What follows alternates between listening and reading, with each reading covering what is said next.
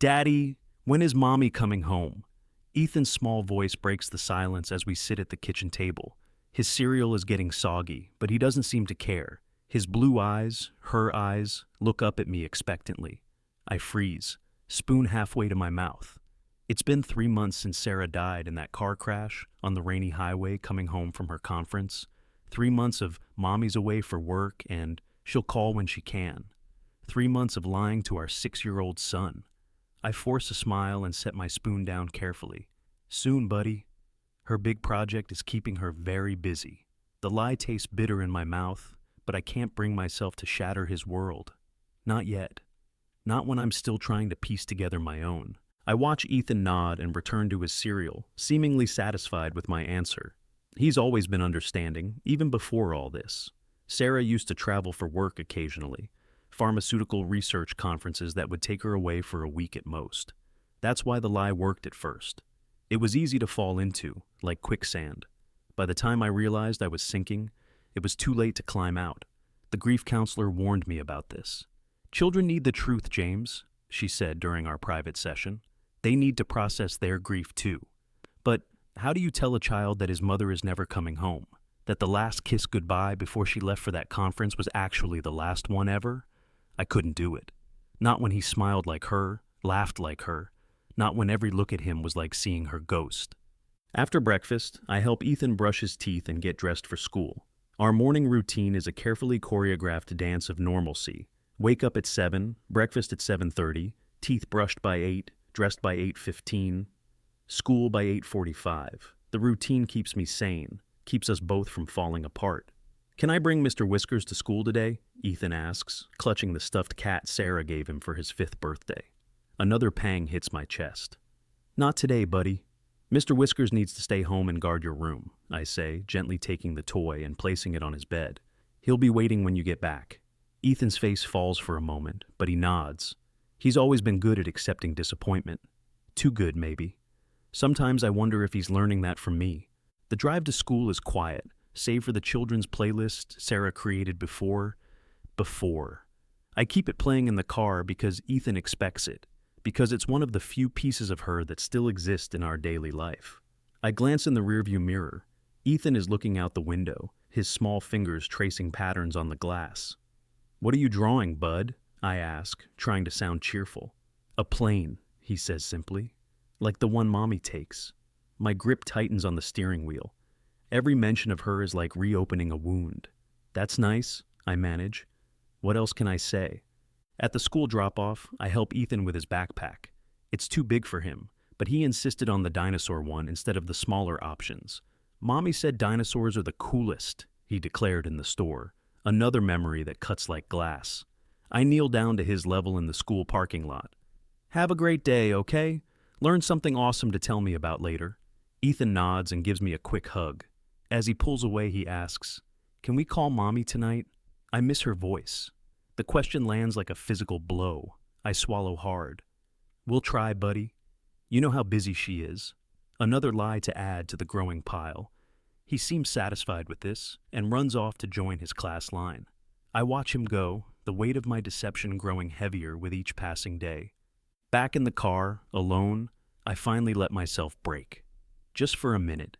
Just enough to release the pressure that's been building since I woke up in an empty bed again this morning. I pound the steering wheel once, twice, and then stop. Control. I need control.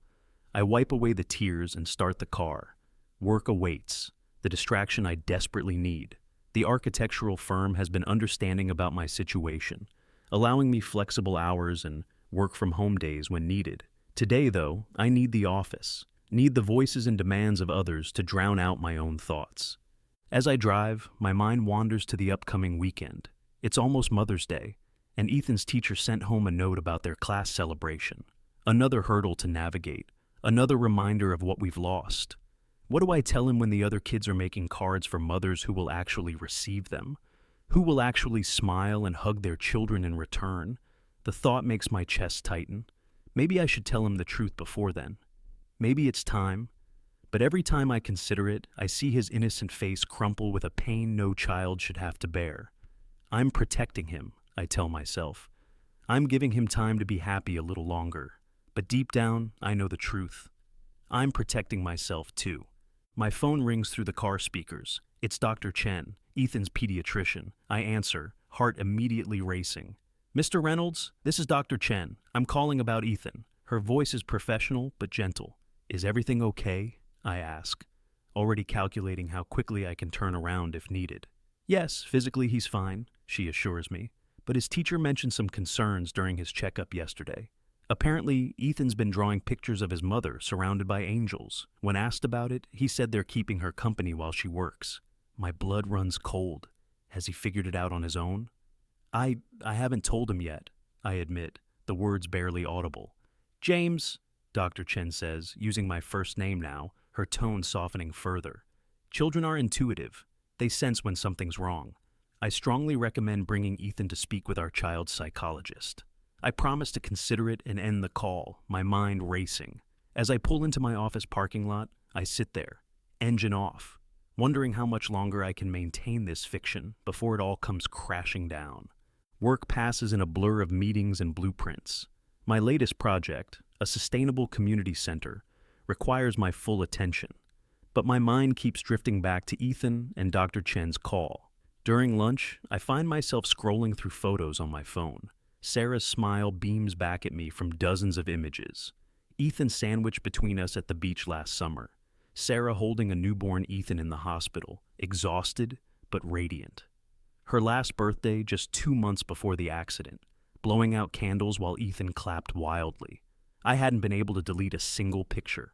Sometimes they're the only thing that keeps me going. Other times, they're almost too painful to look at. Earth to James, a voice says, snapping me back to the present. It's Marcus, my colleague and closest friend at the firm, the only one who knows the full truth about what I've been doing with Ethan. He slides into the chair across from me in the break room, concern etching his features. Sorry, I mutter, putting my phone away. Rough morning. Marcus nods, understanding without needing details.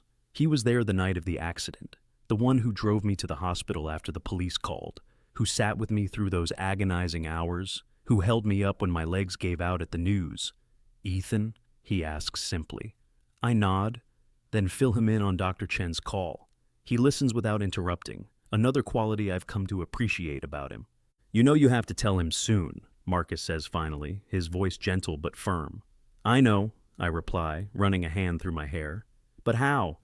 How do you destroy your child's world? Marcus reaches across the table, placing a hand on my arm. You don't destroy it, James. You help him rebuild it. But he can't start that process until he knows the truth. His words hit me hard because I know he's right. But knowing and doing are entirely different things. Mother's Day is this weekend, I say, changing the subject slightly. His class is doing some celebration. Maybe after that. Marcus gives me a look that says he sees through my procrastination, but he doesn't push it. Whatever you decide, I'm here, he says instead, for both of you. The afternoon crawls by. I make phone calls, review designs, send emails, all on autopilot. By 4:30, I'm packing up to pick Ethan up from his after-school program. As I leave, my boss, Patricia, stops me in the hallway. James, a minute? She asks. I follow her into her office, where she closes the door. Never a good sign. How are you holding up? She asks, gesturing for me to sit. It's not what I expected. I'm managing, I answer carefully. Patricia nods, her expression sympathetic but professional. I've noticed your work has been distracted lately. Understandably so. I start to apologize, but she holds up a hand. I'm not criticizing. I'm concerned. Have you considered taking some proper time off? The bereavement leave you took was hardly enough. The suggestion catches me off guard. I need the routine, I admit. And honestly, the distraction. Patricia nods again, seeming to understand. At least consider reducing your hours temporarily. The Reynolds Community Project can wait a few weeks. I promise to think about it, though I know I probably won't take her up on it. Work is the one place where I can pretend things are normal, where I'm defined by something other than grief and lies. Stepping back would mean facing more empty hours at home. More questions from Ethan I'm not ready to answer. I arrive at Ethan's school just as the after-school program is ending. He's sitting alone at a table, focused intently on something he's drawing. His teacher, Miss Patel, notices me first and walks over, her expression telling me she wants to talk. Mr. Reynolds, she greets me warmly, but with an undercurrent of concern. Ethan's been a bit withdrawn today. When the other children were talking about their weekend plans with their mothers, he became very quiet. I nod, guilt gnawing at me again. I'm working on it, I say, not elaborating further. She seems to understand the subtext. There's something else, she adds, lowering her voice. He's been writing letters. To his mother. She glances back at Ethan, who still hasn't noticed me. He asked for envelopes and stamps today. Said he wanted to send them to her work. The revelation hits me like a physical blow. Letters. Of course. Ethan has always been a resourceful child. If he can't talk to his mother, he'll find another way to communicate. Thank you for telling me, I manage to say. Miss Patel gives my arm a gentle squeeze. He's a special boy, Mr. Reynolds, very resilient. But he needs the truth, sooner rather than later. Another adult telling me what I already know but can't bring myself to do. I thank her again and move toward Ethan, who finally looks up and sees me. His face brightens immediately, and he quickly folds the paper he was working on and tucks it into his backpack. Hey, buddy, ready to go home? I ask, trying to sound upbeat. Ethan nods and stands, slinging his dinosaur backpack over his small shoulders. What were you drawing? I ask as we walk to the car. Just stuff, he replies vaguely. For Mommy. I swallow hard. That's nice. I'm sure she'd like that. Another lie. I help him into his booster seat, my movements mechanical. As I close his door, I notice a small white envelope poking out of his backpack's side pocket. My chest tightens. Miss Patel was right. He's really writing to her. And somehow, I need to find a way to intercept those letters before he can mail them, before he realizes they'll never reach their intended recipient. The drive home is filled with Ethan's chatter about his day, who he played with at recess, what they learned in math, the funny thing his friend Zach said at lunch. I listen and respond appropriately, but my mind is churning with this new complication. At home, I start dinner while Ethan watches cartoons in the living room. Through the kitchen doorway, I can see him occasionally glancing toward his backpack, which he's placed carefully by the front door. Not his usual spot. He's planning something. As the pasta boils, I make a quick decision. Hey, Eth, how about ice cream after dinner? We could drive to that place by the park. His eyes light up. The one with the sprinkle station? I nod, forcing a smile. Yep, that one. It's a bribe, and I know it, but I need time to figure out what to do about those letters. During dinner, Ethan is animated, excited about our ice cream plans. But there's something else too, a nervous energy I haven't seen in him before. He keeps checking the clock on the wall, which is unusual for a 6-year-old who can barely tell time. After we finish eating, he asks, "Can we mail something before ice cream? It's important." My heart sinks. "What do you need to mail, buddy?" I ask, trying to keep my voice casual. Ethan looks down at his empty plate. "Just something for Mommy, for Mother's Day. It's a surprise." The innocence in his voice nearly breaks me. "How about we do that tomorrow?" I suggest. "The post office might be closed now." It's a lie. The collection box on our corner is always accessible. But I need time. Ethan looks disappointed but nods. "Okay, but first thing tomorrow, promise? It has to get to her before Mother's Day." "I promise," I say, the words hollow in my mouth. Another promise I know I'll break. As we clear the table, I steal glances at Ethan, wondering how much longer I can maintain this charade, how much damage I'm doing by continuing it. But the alternative, watching him crumble under the weight of loss, seems unbearable. We head out for ice cream, the letter temporarily forgotten in the excitement of sprinkles and chocolate sauce. But as Ethan laughs and creates his sugary masterpiece, I can't help but think about what that envelope contains. His hopes, his love, his belief in a mother who, in his mind, is just a phone call or letter away. A mother who, in reality, is never coming home again. And somehow, I need to find the courage to help him understand that truth, before he discovers it in an even more painful way on his own. That night, after Ethan falls asleep, I slip into his room. His dinosaur nightlight casts long shadows across the walls as I move quietly toward his backpack. I feel like a thief, betraying his trust as I carefully unzip the side pocket. The envelope is there, sealed and addressed in his careful first-grade handwriting.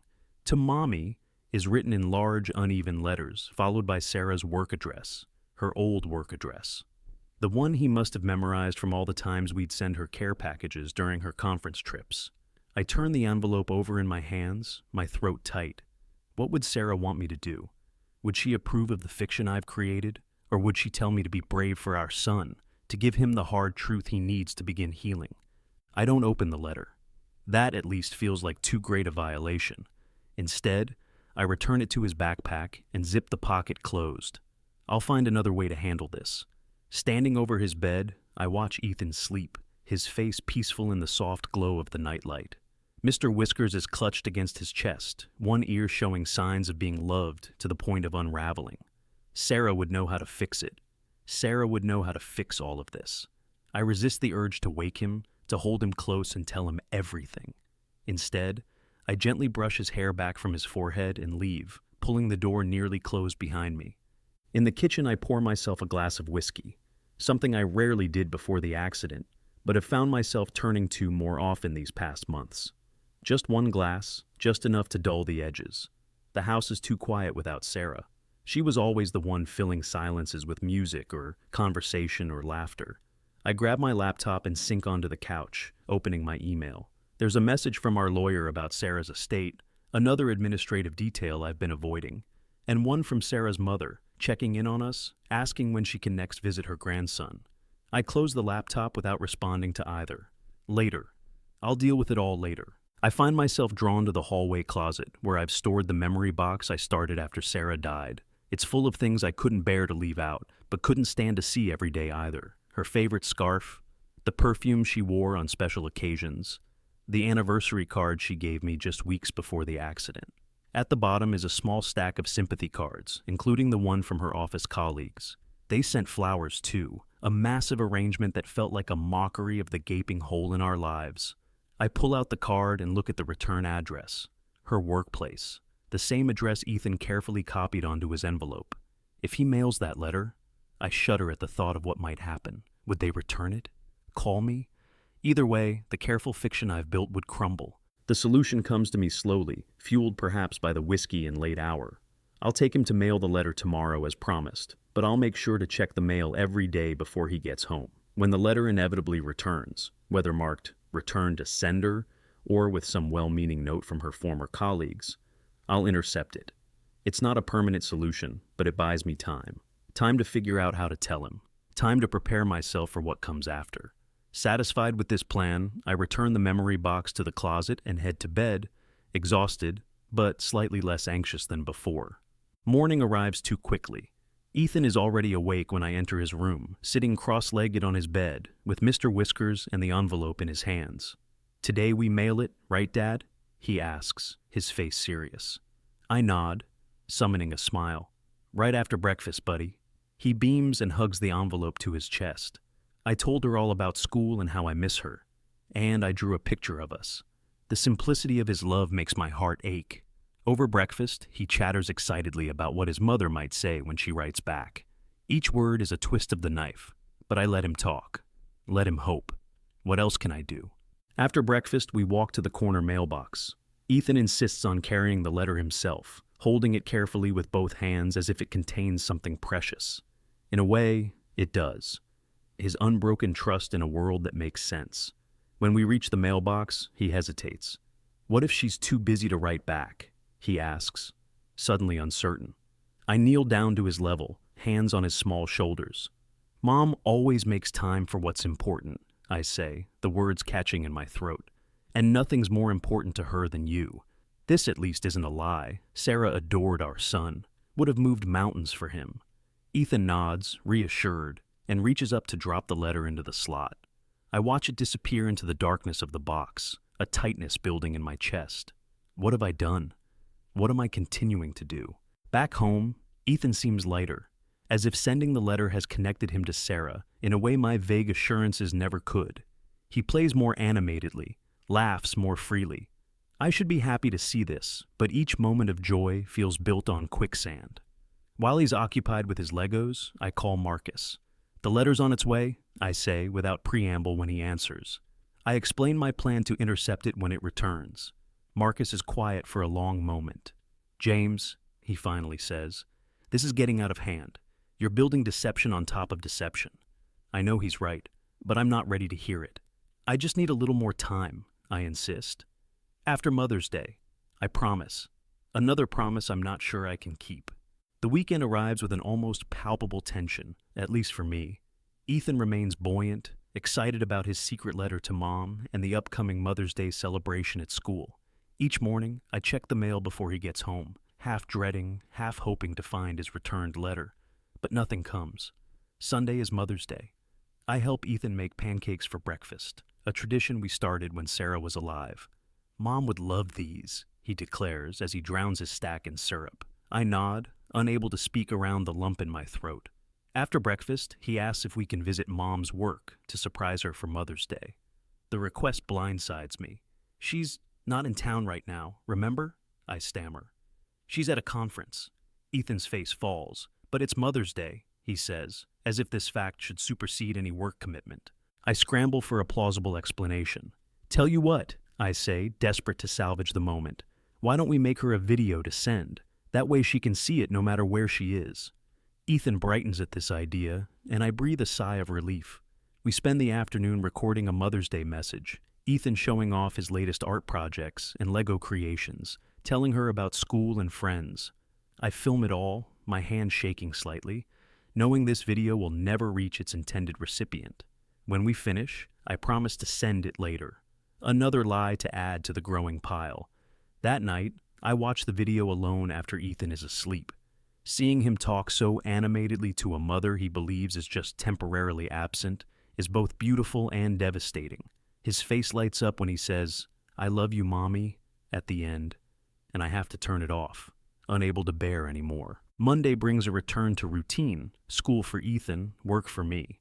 But as I pull into the driveway that evening, I spot something in the mailbox that makes my blood run cold. An envelope, familiar in size and shape, with a bright yellow "Return to Sender" sticker affixed to the front. Ethan's letter has come back.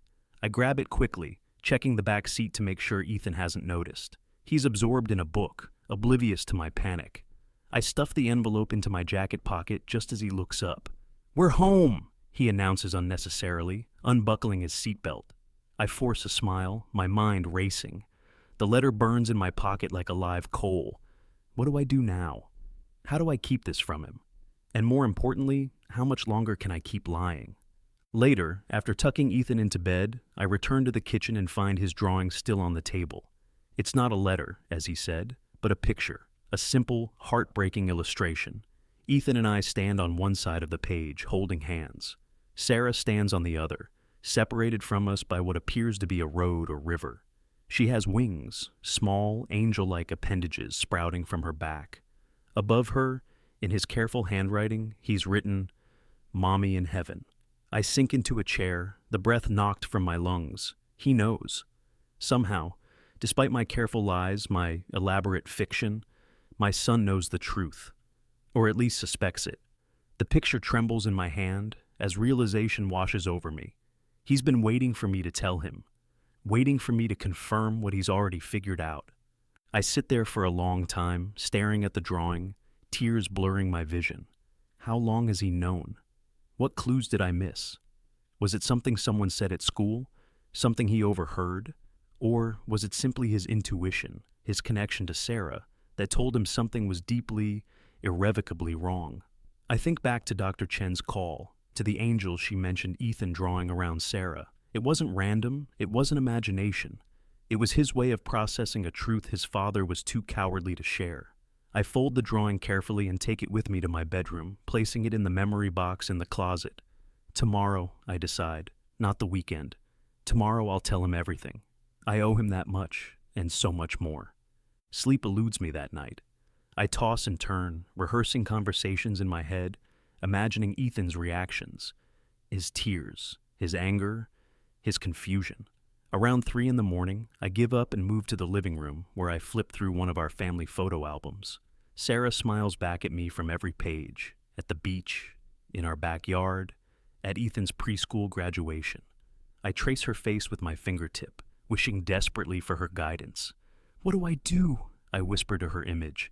"How do I do this without you?" There's no answer, of course. Just the quiet ticking of the clock and the weight of tomorrow pressing down on me. Morning arrives too soon. I've barely slept, but adrenaline carries me through the routine of breakfast, teeth brushing, backpack checking.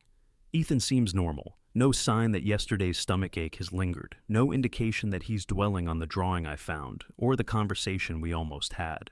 I decide to wait until after school. Better to have the conversation when we have time, when we're not rushed. I drop him off with a longer than usual hug, which he endures with typical 6-year-old impatience. "See you after school, Dad," he says, pulling away. "Can we have pizza tonight?" I nod, my throat tight. "Anything you want, buddy." He grins and runs off to join his friends, unaware that by dinner time, his world will have officially, irreversibly changed. At work, I'm useless. I stare at blueprints without seeing them, attend a meeting where I contribute nothing. Around noon, I text Marcus, telling Ethan today, after school. His reply is immediate. "Want me there?"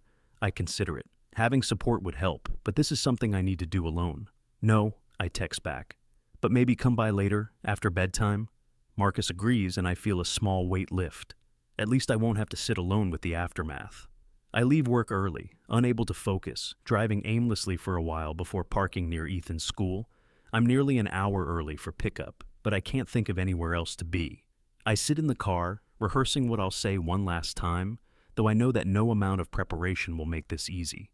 The school bell rings and children pour out of the building. I spot Ethan immediately, his dinosaur backpack bobbing among the crowd. He sees me and waves, running over with a paper clutched in his hand. "Dad, I got an A on my math test," he announces as he climbs into the car. His face is flushed with pride, his eyes bright. I congratulate him, my own voice sounding strange to my ears. Can I really do this? Can I really take this moment of joy and transform it into the worst day of his young life? But I have to. I've waited too long already. "Hey, buddy," I say as we drive away from school. "I thought maybe we could go to the park before dinner, just hang out for a bit." Ethan agrees enthusiastically, unaware of my ulterior motive, finding a quiet, peaceful place for the conversation to come. The park is relatively empty on this weekday afternoon. We find a bench overlooking the pond, where ducks glide across the water's surface. Ethan tosses some bread crusts I found in the car, laughing as the ducks quack and squabble over them. I watch him, memorizing this moment, the last few minutes of believing his mother is still in this world, just temporarily absent. When the bread is gone, he sits beside me on the bench, legs swinging. "Ethan," I begin, my voice already threatening to break. "There's something very important I need to talk to you about." He looks up at me, his expression suddenly serious. Does he sense what's coming? "Is it about Mom?" he asks quietly. I nod, unable to speak for a moment. "Yes," I finally manage. "It's about Mom." The moment stretches between us, heavy with all I have to say and all Ethan might already know. I take a deep breath and put my arm around his small shoulders. "Buddy, I haven't been totally honest with you about Mom," I begin, each word an effort. "She's not away at work." Ethan looks at me steadily, his blue eyes, her eyes, unwavering. "I know," he says simply. The words knock the wind from me. He knows. He's known, while I've been constructing elaborate lies, making excuses, postponing the inevitable. "You know?" I manage to ask. Ethan nods, his face solemn beyond his years. "Zach's dad died in an accident too. He said sometimes grown-ups don't tell kids the truth because they think it will make them sad." His perception stuns me into momentary silence. "He said his mom told him that his dad is an angel now. Is Mom an angel too?" The question brings tears to my eyes that I can't hold back. "Yes," I whisper. Mom died in a car accident, Ethan. 3 months ago, she was driving home from her conference when another car hit hers in the rain. Saying it out loud to him makes it real in a way it hasn't been before. Even with the funeral, the condolences, the grief counseling. Ethan's lower lip trembles, but he doesn't cry. Not yet. "I thought so," he says, his voice small but steady. "That's why she never calls. Angels don't have phones." The childish logic would make me smile under any other circumstances. Instead, I pull him closer, feeling his small body against mine. "I'm so sorry I didn't tell you sooner," I say, my voice breaking. "I was trying to protect you. I thought it would hurt too much." "It does hurt," Ethan says, and now the tears come, sliding silently down his freckled cheeks. But I still want to know. His simple wisdom shames me. Of course he wanted to know. Of course, the truth, however painful, was better than the confusion of unanswered questions, unspoken realities. We sit there on the bench as the afternoon light fades, Ethan crying quietly against my side. I cry too, not bothering to hide it from him. We share our grief openly for the first time, and in that sharing, something shifts between us, a wall of my making finally crumbling away. I miss her so much, Ethan hiccups between sobs. Me too, buddy, I whisper into his hair. Every single day. Eventually, the tears slow. Ethan wipes his face with his sleeve, then looks up at me with red-rimmed eyes. Can we still have pizza? He asks. And the normalcy of the question after the enormity of our conversation startles a laugh from me. Absolutely, I tell him. And ice cream too, if you want. He nods, satisfied with this plan. As we stand to leave, he slips his hand into mine, something he's been doing less often lately, declaring himself too big for hand-holding. But today, he holds on tight, and I hold him right back, grateful for his resilience, his forgiveness, his uncomplicated love. In the car, Ethan is quiet but not withdrawn. He stares out the window as we drive toward his favorite pizza place, seemingly lost in thought.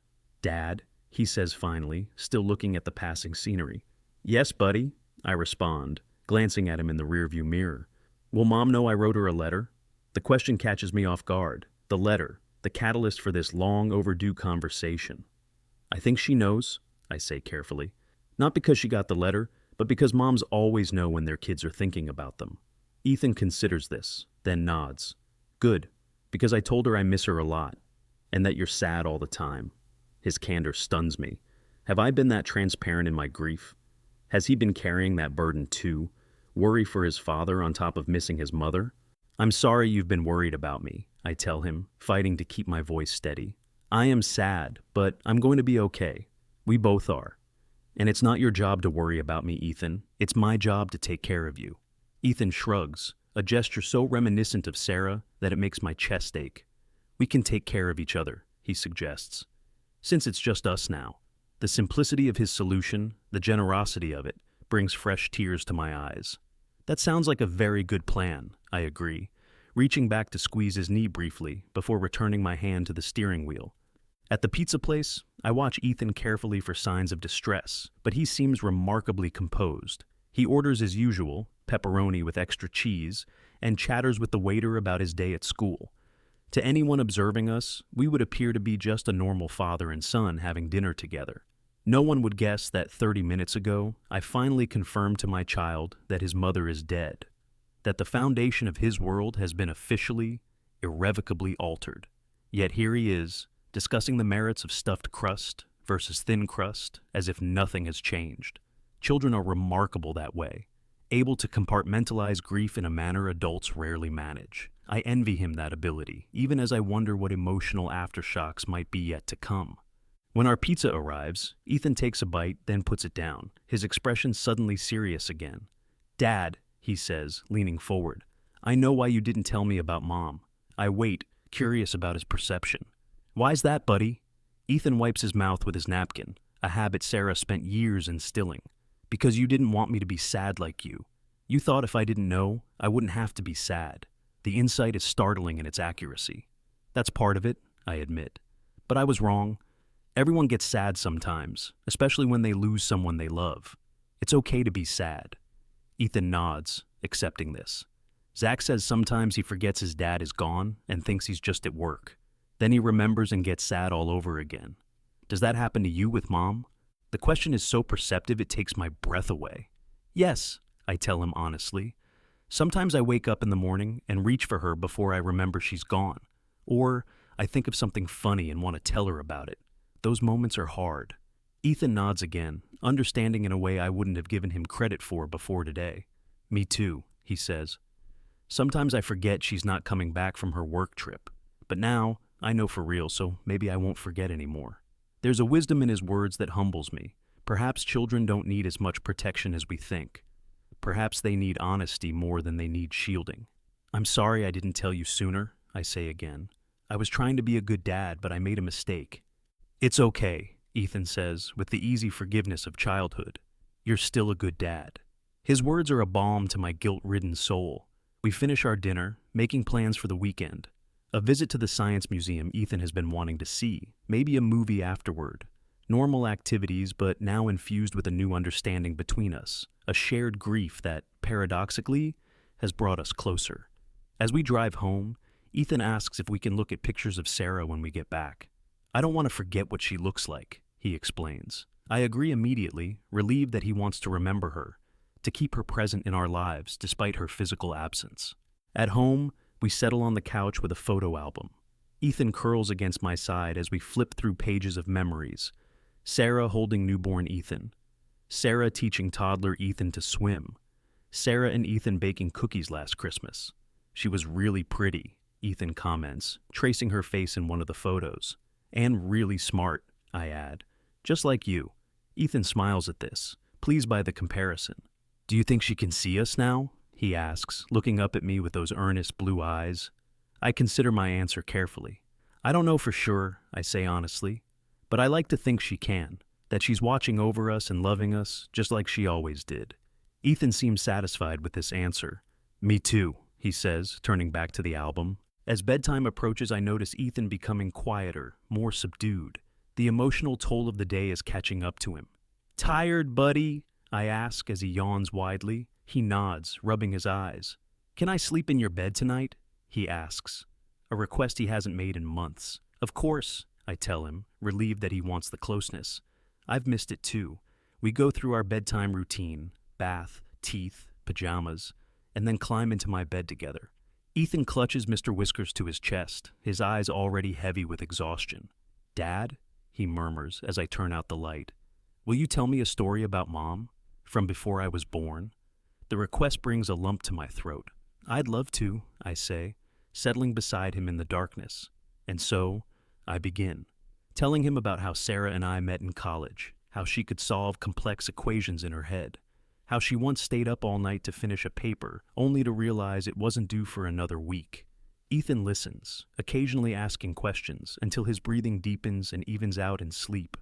I lie there beside him for a long time, watching the gentle rise and fall of his chest, marveling at his resilience. Today has been both terrible and necessary, the beginning of a new chapter for us, one built on truth rather than well-intentioned fiction. There will be difficult days ahead, I know. Days when Ethan's grief will manifest in anger or withdrawal or confusion.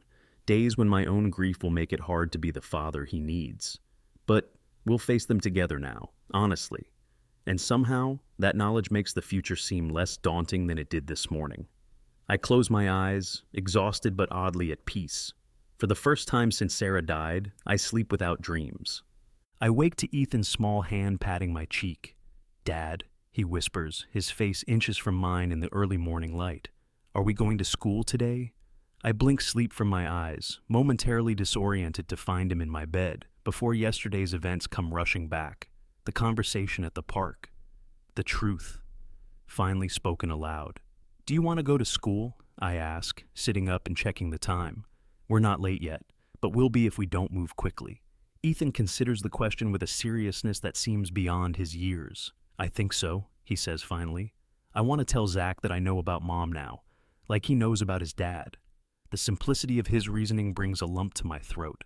Children need community in grief too. Peers who understand their experience, who can normalize their feelings. Okay, buddy, I say, swinging my legs over the side of the bed. School it is. We hurry through our morning routine, the familiar structure comforting after yesterday's emotional upheaval. As I help Ethan with his backpack, he looks up at me with a small frown. Dad, are other people going to ask about Mom now? Since I know the truth? I hadn't considered this complication. The web of half-truths I've woven extends beyond just Ethan. His teachers, his friends' parents, our neighbors, all have been told various versions of Sarah's away for work to maintain the fiction for Ethan's sake. Some might, I admit, but don't worry about that. I'll talk to your teacher today and explain things. If anyone asks questions that make you uncomfortable, you can just tell them to talk to me. Ethan seems relieved by this solution. As we drive to school, he's quieter than usual, but not withdrawn. Once, he asks, "Can we visit where Mom is buried?" Another question I wasn't prepared for, though I should have been. Sarah was cremated, her ashes scattered in the mountains she loved to hike. There's no grave to visit, no headstone to lay flowers on. Mom didn't want to be buried, I explained carefully. She wanted her ashes, that's what's left after someone dies, to be scattered in the mountains. But we can visit there sometime if you'd like, or we could find another special place to remember her. Ethan absorbs this information thoughtfully. Like a memory spot, he suggests. Exactly, I agree, touched by his phrasing. A memory spot, just for us. At school, I walk Ethan to his classroom rather than dropping him at the usual spot. Miss Patel notices immediately, her expression questioning. Can I talk to you for a minute? I ask her quietly. Ethan hugs me goodbye, then heads straight for Zach, already engrossed in what appears to be a serious conversation. Miss Patel steps into the hallway with me. Is everything all right, Mr. Reynolds? She asks, concern evident in her voice. I take a deep breath. I finally told Ethan the truth about his mother yesterday, I say, the words still difficult to speak aloud. That she died in a car accident 3 months ago. Miss Patel's expression softens with understanding. I suspected as much, she admits. From his drawings, his questions. How did he take it? Better than I expected, I tell her honestly. He seemed to have already figured it out, at least partly. But he might have questions today or he might get upset. Miss Patel places a reassuring hand on my arm. We'll keep a close eye on him, she promises. And I'll let the school counselor know, in case he needs to talk to someone. I thank her, grateful for her understanding and support. As I turn to leave, she adds, Mr. Reynolds, it was the right thing to do. Children are resilient, but they need truth to properly heal. Her words echo what so many others have told me, what I've known deep down, but was too afraid to acknowledge. I'm learning that, I reply with a sad smile. At work, I find it easier to focus than yesterday. The weight of my deception has lifted, replaced by a different but somehow more manageable burden, supporting Ethan through his now acknowledged grief. Patricia stops by my desk mid-morning. You look better, she observes. More present. I nod, not wanting to get into the details, but appreciating her perception. Things are clearer now, I say vaguely. She seems to understand there's more to it, but doesn't press. Good. The Richardson project needs your full attention this week. The client's coming in on Friday. I assure her I'll be ready, and for the first time in months, I actually believe it. Around lunchtime, my phone rings. Ethan's school. My heart immediately races, but I force myself to answer calmly. Mr. Reynolds, this is Diane from the front office. Ethan's fine, she assures me quickly, obviously hearing the concern in my initial greeting. But he's asked to speak with you. He seems a bit upset. Would you like me to put him on? Relief washes over me, followed by curiosity. Yes, please, I say, already moving to a quieter corner of the office. A moment later, Ethan's voice comes through the line, small and slightly shaky. Dad, he says, I got sad during story time. My chest tightens. That happens sometimes, buddy, I say gently. What was the story about? A girl and her mom going to the beach, Ethan explains, his voice steadying somewhat. And I started thinking about how Mom took me to the beach last summer. And then I remembered she's never going to take me again, and I started crying. The simple, devastating logic of his grief pulls at my heart. Oh, Ethan, I sigh. I'm so sorry. It's okay to cry when you feel sad about Mom. Even grown-ups cry sometimes. There's a pause. Then Ethan asks, Do you want me to come home? I consider the question carefully. Is he asking because he needs to leave, or because he thinks I expect him to? What do you want to do? I ask instead of answering. If you feel too sad to stay at school, I can come get you. But if you think you might feel better soon, you can stay. It's up to you. There's a long pause as Ethan considers this. I think I want to stay, he decides finally.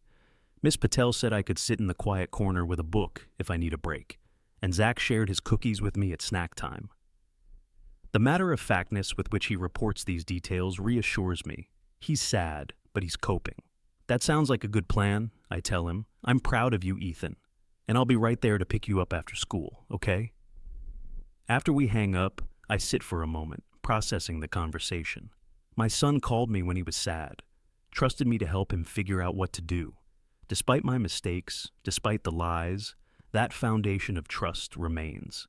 It's something to build on, something to cherish and protect going forward. The rest of the workday passes quickly. As promised, I pick Ethan up right after school, finding him on the playground with Zach. The two boys are sitting cross-legged under a tree, heads bent together in conversation. When Ethan spots me, he says something to Zach, then runs over, his backpack bouncing. "Dad!" he calls, his earlier distress apparently forgotten. "Can Zach come over sometime? He says his mom has pictures of angels we could look at." For Mom. The request catches me off guard, but I recover quickly. "That sounds nice," I say. "I'll talk to Zach's mom and set something up." Ethan beams, satisfied with this answer. In the car, he's more talkative than this morning, filling me in on his day. The story that made him sad, yes, but also the science experiment they did, and the funny thing that happened at lunch. At home, Ethan heads straight for his room, emerging a few minutes later with a shoebox. "What's that, buddy?" I ask as he sets it on the kitchen table. "It's for Mom's stuff," he explains, opening the lid to reveal a small collection of items. A seashell from our last beach trip, a birthday card Sarah gave him, a small bottle of her perfume he must have taken from my memory box. "Miss Patel says some kids make memory boxes for people who died," he continues, "so they can keep special things that remind them of that person. Can I use this box for Mom?" The thoughtfulness of the gesture, the initiative he's taken, moves me deeply. "That's a wonderful idea," I tell him, sitting down at the table. "What else would you like to put in there?" We spend the next hour gathering items for Ethan's memory box. A few more photos, a ticket stub from the last movie they saw together, a small stuffed whale Sarah bought him at the aquarium. Ethan approaches the task with solemn concentration, carefully arranging each item in the box.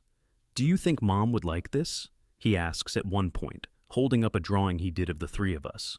"I think she'd love it," I assure him. "She always kept all your artwork." Ethan smiles, placing the drawing in the box. "I'm going to add a new picture every year," he declares, "so she can see how I'm growing up." The thought that he's already planning how to maintain his connection to Sarah in the years ahead brings fresh tears to my eyes, which I don't bother to hide. Ethan notices but doesn't comment, simply passes me a tissue from the box on the counter. His easy acceptance of my emotions, his intuitive understanding that grief is something we now share, strikes me as remarkably mature. Later, as I prepare dinner, Ethan sits at the counter, swinging his legs as he watches me chop vegetables. "Dad," he says suddenly, "do you think Mom was scared when the accident happened?" The question stops me mid-chop, the knife suspended above the cutting board. It's a question I've tortured myself with countless times, one I've tried desperately not to think about. "I don't know," I answer honestly, setting the knife down. "The doctor said it happened very quickly. I hope she wasn't scared, but I don't know for sure."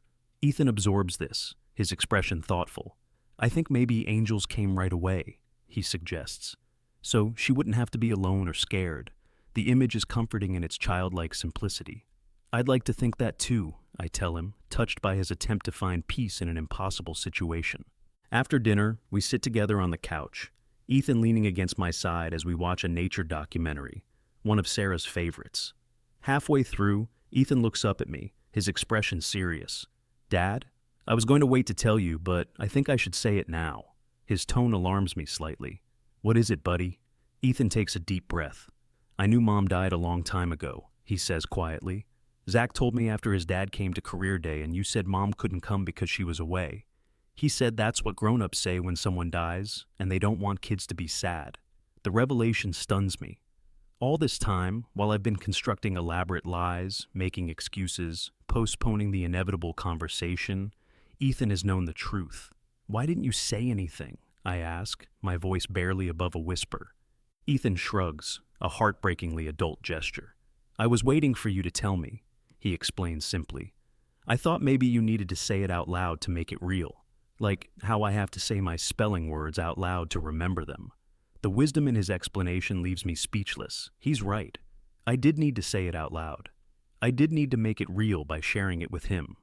All this time, I thought I was protecting him, when in reality, he was the one protecting me, giving me the time and space to find the courage to speak the truth. "I'm sorry it took me so long," I tell him, pulling him close. "I was trying to be brave for you, but I wasn't being very brave at all." Ethan wraps his small arms around me, his head tucked under my chin. "That's okay, Dad," he says. "Being brave is hard sometimes." We sit like that for a long while, the documentary forgotten, holding each other in the quiet understanding that has grown between us. Ethan, my son, Sarah's son, continues to amaze me with his resilience, his intuition, his capacity for forgiveness. Despite my mistakes, despite the lies, he has found his own path to the truth, and in doing so, has helped me find mine. As he drifts off to sleep against my chest, I make a silent promise to Sarah, to Ethan, to myself. No more hiding, no more pretending. From now on, we face our grief together, honestly and openly. It won't be easy, nothing about this journey has been, but at least now we're walking the same path, side by side, as it should have been all along. At the ice cream shop, we order Sarah's favorite, mint chocolate chip, and find a table by the window. Ethan digs in enthusiastically, ice cream smearing around his mouth in a way that makes him look younger than his now 7 years. "Remember when Mom got brain freeze so bad she did that funny dance?" he asks, giggling at the memory. I laugh too, the image vivid in my mind.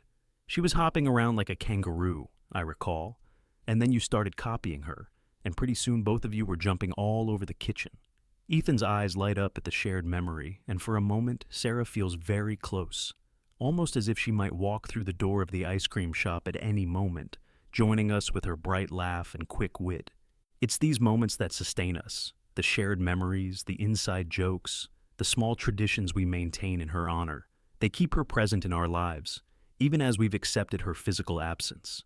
Ethan takes another big bite of ice cream, then asks, "Do you still get sad about Mom every day?" The question doesn't surprise me.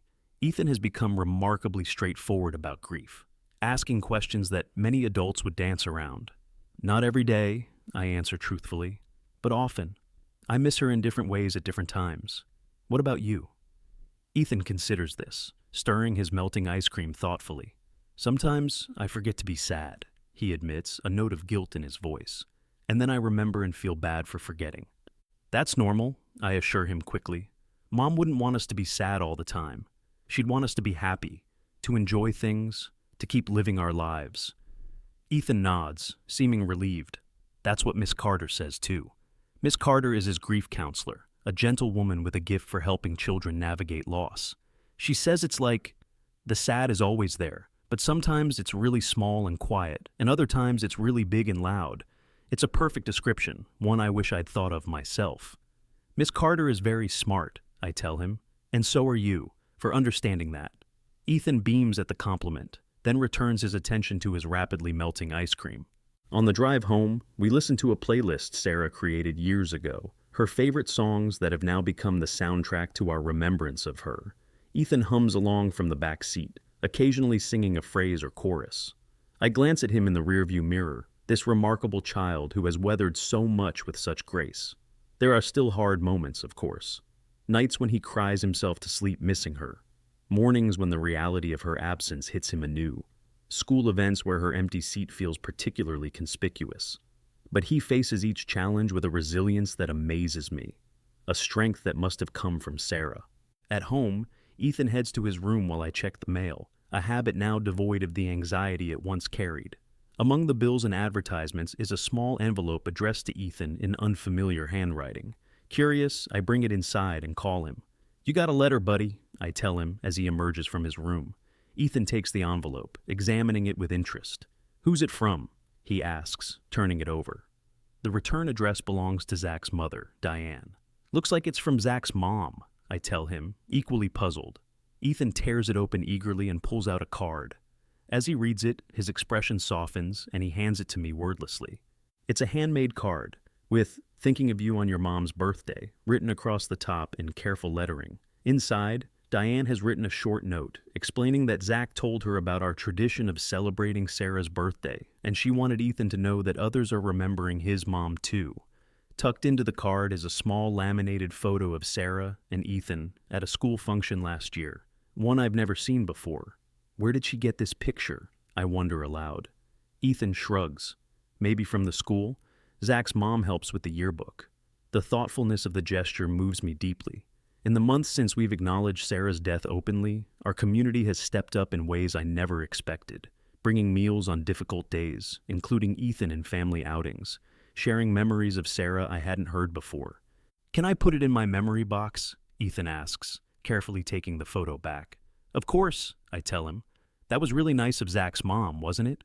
Ethan nods, already heading toward his room, where the shoebox sits prominently on his bookshelf. I follow, leaning against the doorframe as he opens the box and finds the perfect spot for the new edition. The collection has grown considerably. School projects, ticket stubs, small trinkets, all carefully arranged and frequently revisited. It's his way of keeping Sarah close, of processing his grief in tangible ways. The counselor says it's healthy, this ritual of remembrance.